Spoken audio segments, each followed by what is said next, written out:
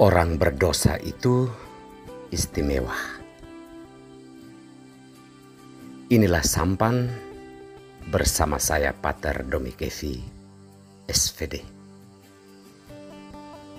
Bapak, Ibu, saudara-saudariku yang terkasih, dimanapun Anda berada saat ini, sampan berlayar menyapa Anda sekalian. Semoga sehat, dilindungi, dan diberkati Tuhan. Saudara-saudariku terkasih, orang bersalah atau orang berdosa di mata manusia adalah sampah. Ia tidak akan pernah mendapatkan tempat di dalam hati manusia hanya karena kesalahan atau dosa yang ia lakukan.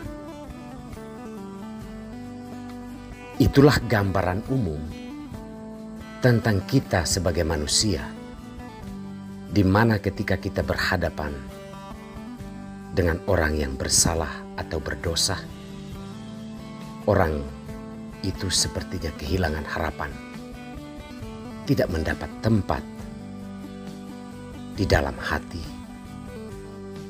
atau kehidupan kita. Berbeda sikap dengan Tuhan, orang berdosa di mata Tuhan adalah orang yang berharga dan boleh dikatakan orang istimewa. Saudara-saudariku terkasih, hari ini Tuhan mau memberikan pencerahan kepada kita semua. Bagaimana kita bersikap terhadap sesama manusia yang bersalah atau berdosa. Bagi Tuhan, orang berdosa atau orang bersalah adalah misi utamanya.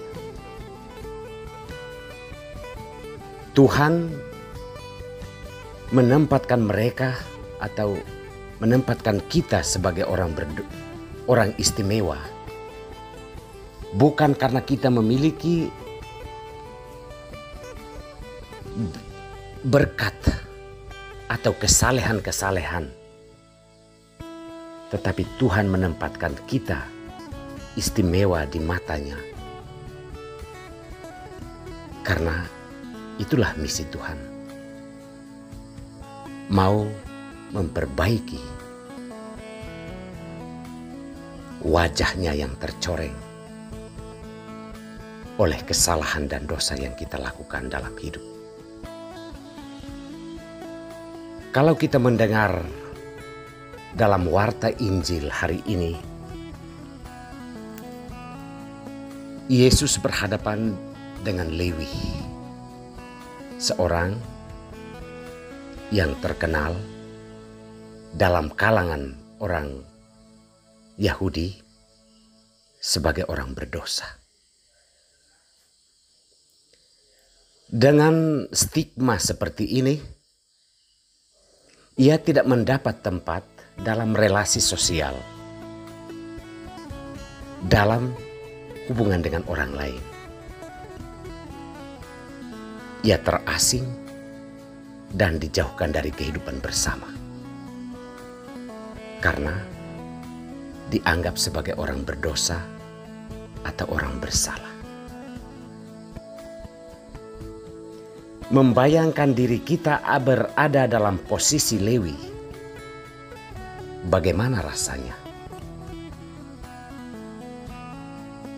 Rasanya memang tidak enak ketika kita diasingkan. Selain karena kita sendiri mempersalahkan diri kita, tetapi ditambah dengan beban pengasingan yang dilakukan oleh sesama, maka genaplah penderitaan batin kita.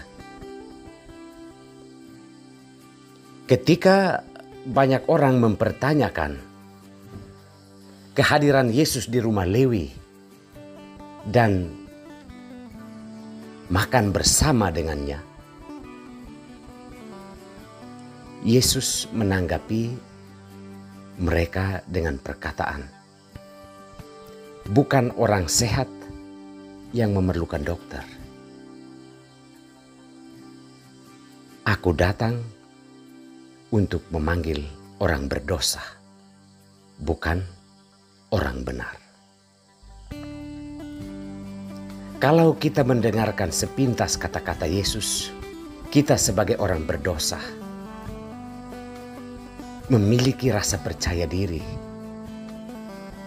memiliki kekuatan batin untuk bangkit, bukan untuk memperbanyak dosa dan kesalahan kita, tetapi untuk melihat betapa berharganya diri kita di mata Tuhan.